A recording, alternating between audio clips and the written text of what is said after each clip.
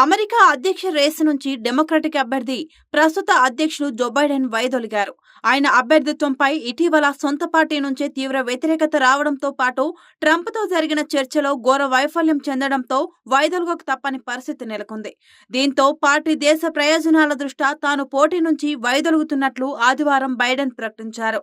ఈ మేరకు పార్టీ కార్యకర్తలకు, దేశ ప్రజలకు లేఖ రాశారు. ఎన్నికలకు ఇంకా 4 నెలలే మిగిలి ఉన్న సమయంలో బైడెన్ పోటీ నుంచి తప్పుకోవడంతో డెమోక్రాట్లలో అయోమయ పరిస్థితి నెలకొంది. బరిలో ఎవరు నిలుస్తారన్న దానిపై ఉత్కంఠకు తెరలేచింది.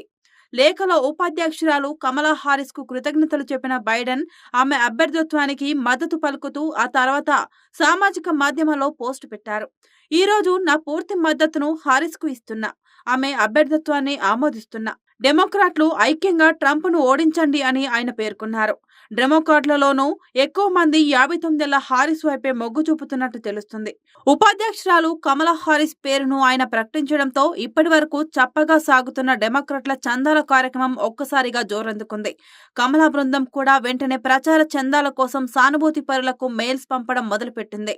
డెమోక్రాటిక్ పార్టీ అభ్యర్థి కోసం విరాళాలు వసూలు చేసే యాక్ట్ బ్లూ సంస్థ క్షేత్రస్థాయి మద్దతుదారుల నుంచి గంటల్లోనే $46.7 మిలియన్ సమీకరించింది. 2024 ఎన్నికల విరాళాల సేకరణలో ఈ ఒక్కరోజే అత్యధికం. కమలా పేరు ప్రకటించిన కొన్ని గంటల్లోనే చిన్న మొత్తంలో వచ్చిన విరాళాలే $27.5 మిలియన్ ఉన్నట్లు యాక్ట్ బ్లూ ప్రకటించింది.